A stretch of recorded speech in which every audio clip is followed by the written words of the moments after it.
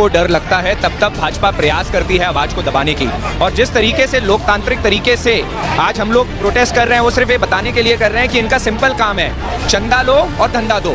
और आज जिस तरीके से भाजपा काम कर रही है वो ये दर्शाना चाह रही है इस देश के अंदर में कि हम जो भी करेंगे तानाशाह की तरह करेंगे, औरंगजेब की तरह करेंगे। जब पैदा होता है। नमस्कार साथियों, लोकसभा चुनाव 2024 को लेकर के देश में सियासी हलचल तेज नजर आ रहा है। देश में पहले चरण में 102 सीटें और दूसरे चरण के 88 सीटों पर चुनाव समाप्त होने के बाद में जो रुझान सामने आए हैं बेहद ही चौंका देने वाले हैं। प्रधानमंत्री नरेंद्र मोदी, गृह मंत्री अमित शाह और उत्तर प्रदेश के मुख्यमंत्री योगी आदित्यनाथ लगातार धुआंधार प्रचार में नजर आ रहे हैं। तो दूसरी ओर इंडिया का महागठबंधन बीजेपी के रथ को रोकने के लिए आक्रामक नजर आ रहा है। मोदी के पास वो मौका है जो देश के पहले प्रधानमंत्री पंडित जवाहरलाल नेहरू के सबसे अधिक दिनों तक देश का पीएम रहने के रिकॉर्ड को तोड़ सके।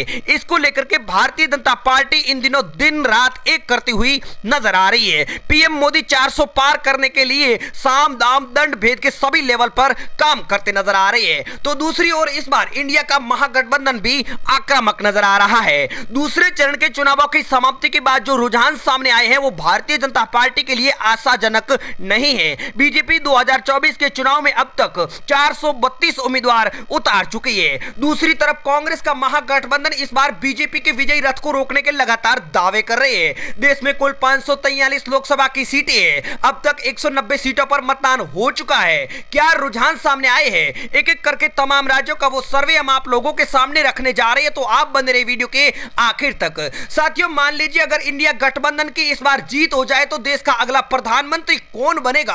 आप अपनी राय, अपना सुझाव हमें कमेंट के माध्यम से जरूर दें। चलिए शुरुआत करते हैं देश के तमाम राज्यों के ओपिनियन पोल की। तो आप बने रहे वीडियो के आखिर तक और पहली बार चैनल पर विजिट किया है तो करेक्ट न्यूज यूट्यूब चैनल को सब्सक्राइब करके वीडियो को अपने दोस्तों में शेयर जरूर कर दें। तो देश में 2 चरणों के मतदान होने के बाद में क्या कुछ आंकड़े सामने आए हैं तमाम राज्यों की, हम शुरुआत करते हैं एक एक राज्य की तमाम सीटों से। तो बने रहे वीडियो में। देश का सबसे पहले राज्य हमारे सामने आ चुका मध्य प्रदेश, जहां पर लोकसभा की 29 सीटें और इस बार के चुनावों में कांग्रेस पार्टी को 9 सीटें जा सकती है, जबकि भारतीय जनता पार्टी के खाते में 20 लोकसभा की सीटें जाने का अनुमान ओपिनियन पोल के आंकड़ों में बताया जा रहा है। साथियों, 2 चरणों में मतदान होने के बाद में अगला राज्य हमारे सामने जो आया है राजस्थान, जहां पर 25 लोकसभा की सीटें कांग्रेस के गठबंधन को 8 सीटें जा सकती है, जबकि भारतीय जनता पार्टी को 15 सीटें और 2 सीटें यहां पर निर्दलीय उम्मीदवारों के खाते में जाती हुई बताई जा रही है। ऐसे में देश में कुल 543 सीटों में से अब तक 54 सीटों की बात हो चुकी है। इंडिया गठबंधन को 17 सीटें जा चुकी है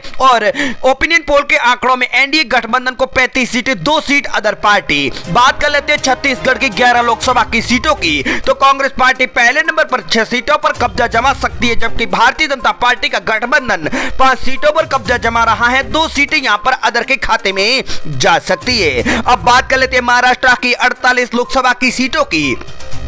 तो यहां पर इस बार भयंकर उलटफेर देखने को मिल रहा है। कांग्रेस का महागठबंधन 30 सीटों पर कब्जा जमा रहा है, जबकि भारतीय जनता पार्टी के गठबंधन को 16 और 2 सीट अदर के खाते में जा रही है। बात अगर तेलंगाना की कर ली जाए तो इस बार के लोकसभा के चुनावों में ओपिनियन पोल के आंकड़ों के तहत कांग्रेस पार्टी को 11 सीटें और भारतीय जनता पार्टी के एनडीए गठबंधन को मात्र 3 सीटें यहां पर जा रही है। अब बात कर लेते झारखंड की 14 सीटों की। तो यहां पर भी पहले नंबर पर कांग्रेस का महागठबंधन 9 सीटों पर कब्जा जमा रहा है। भारतीय जनता पार्टी को 4 सीटें, 1 सीट अदर के खाते में दी जा रही है। साथियों, अगला राज्य हमारे सामने आया असम, जहां पर 14 लोकसभा की सीटों में से कांग्रेस 4, बीजेपी 9, 1 सीट अदर। कुल 543 सीटों में से अब तक 158 सीटों की गिनती हो चुकी है, जबकि कांग्रेस पार्टी को 77, एनडीए गठबंधन को 72 और 9 सीटें अदर के खाते में जा चुकी है। 13 सीटों वाले पंजाब की बात कर ली जाए तो यहां पर वर्तमान में आम आदमी पार्टी की सरकार और इस बार के चुनाव में कांग्रेस पार्टी को 7, भारतीय जनता पार्टी को 2, 4 सीट यहां पर अदर के खाते में जाती हुई ओपिनियन पोल के आंकड़ों में बताई जा रही है। अब बात कर लेते हैं 10 सीटों वाले हरियाणा की। तो यहां पर 5 सीटों पर कांग्रेस, 4 पर भाजपा, 1 सीट अदर। कुल 181 सीटों की गिनती हो चुकी है, जहां पर 90 सीट यहां पर कांग्रेस के महागठबंधन और 78 सीट एनडीए गठबंधन को दी जा रही। 5 सीटों वाले उत्तराखंड में कांग्रेस पार्टी का गठबंधन 1 सीट पर कब्जा जमा चुका है। भारतीय जनता पार्टी के गठबंधन को 4 सीटें दी जा रही है। ओपिनियन पोल के आंकड़ों के तहत अगला राज्य हमारे सामने आया बिहार, जहां पर 40 लोकसभा की सीटों में से कांग्रेस का महागठबंधन 22 सीट भारतीय जनता पार्टी के गठबंधन को 17 सीट। कुल अब तक 226 सीटों में से इंडिया गठबंधन 112, एनडीए गठबंधन 99 सीट, 14 सीट अदर के खाते में ओपिनियन पोल के आंकड़ों में जाती बताई जा रही है। अगले बात कर लेते हैं 42 सीटों वाले बंगाल की। तो कांग्रेस के महागठबंधन को 2 सीटें, भारतीय जनता पार्टी के गठबंधन को 12 सीटें और 28 सीटें यहां पर अदर को जाती यानी ममता बनर्जी के खाते में जाती हुई ओपिनियन पोल के आंकड़ों में बताई जा रही है। साथियों, मान लीजिए इस बार इंडिया गठबंधन की सरकार बनी तो अगला प्रधानमंत्री कौन होगा? आप अपनी राय, आप अपना सुझाव कमेंट के माध्यम से जरूर दें। कर्नाटक की बात कर ली जाए तो 28 सीटों में से यहां पर भयंकर उलटफेर देखने को मिल रहा है। कांग्रेस पार्टी को 20 सीटें, भारतीय जनता पार्टी के गठबंधन को 8 लोकसभा की सीटें जाती हुई बताई जा रही है। आंध्र प्रदेश की 25 सीटों में से कांग्रेस के महागठबंधन को 3, भारतीय जनता पार्टी के गठबंधन को 10, 12 सीटें अदर के खाते में। अब तक 321 सीटों के ओपिनियन पोल में से इंडिया गठबंधन 137, एनडीए गठबंधन 129 सीट। उड़ीसा के 21 सीटों में से कांग्रेस महागठबंधन को 4 सीटें,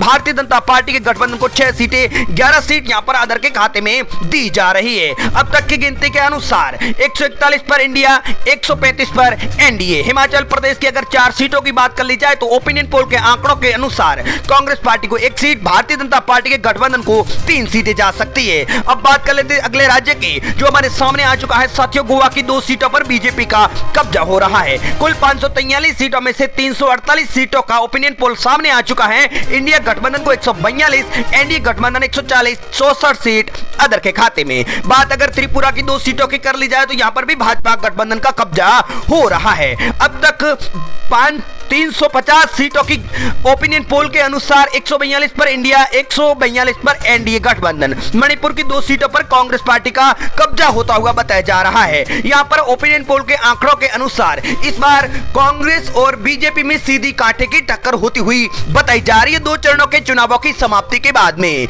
बात अगर मेघालय की 2 सीटों की कर ली जाए तो कांग्रेस पार्टी के खाते में 1 सीट भारतीय जनता पार्टी के गठबंधन को ओपिनियन पोल के आंकड़ों में जाती बताई जा रही है।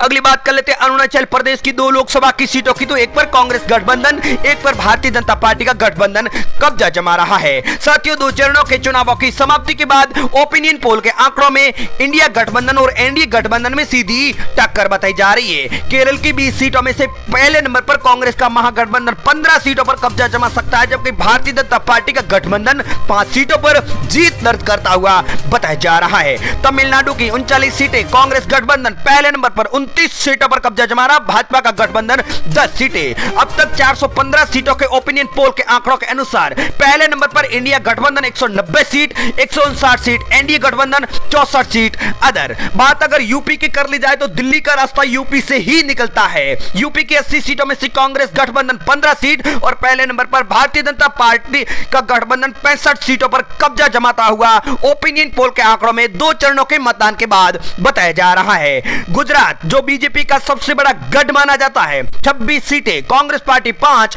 Bharatiya Janata party 21 seat. अब तक 521 सीटों के ओपिनियन पोल के अनुसार 210 पर इंडिया गठबंधन और 245 पर एनडीए का गठबंधन कब्जा जमाता हुआ बताया जा रहा है। साथियों, आपकी क्या राय है? क्या भारतीय जनता पार्टी इस बार 400 पार कर पाएगी या फिर 300 पर अटक सकती है? आप अपना राय, आप अपनी सुझाव कमेंट में जरूर दें। मिजोरम की 1 सीट की बात कर ली जाए तो यहां पर अदर के खाते में जा रही है। ऐसे में देश का अगला प्रधानमंत्री आप किस नेता को देखना चाहते हैं? कमेंट करके अपनी राय जरूर दें। नागालैंड की 1 सीट पर भारतीय जनता पार्टी के गठबंधन का कब्जा हो रहा है। इंडिया गठबंधन 210 सीट, एनडीए गठबंधन 246 सीट, 66 सीट अदर पार्टी। बात अगर दिल्ली की 7 सीटों की कर ली जाए तो यहां पर आम आदमी पार्टी की सरकार है और कांग्रेस पार्टी को इस बार ओपिनियन पोल के आंकड़ों के अनुसार 5 सीटें, भारतीय जनता पार्टी के गठबंधन को 2 सीटें जा चुकी। अब तक 531 सीटों का ओपिनियन पोल सामने आ चुका है। अगला राज्य हमारे सामने आया साथियों, जम्मू कश्मीर 5 लोकसभा की सीटें है। कांग्रेस पार्टी 3 सीटों पर कब्जा जमा सकती है तो भाजपा का गठबंधन 2 सीट।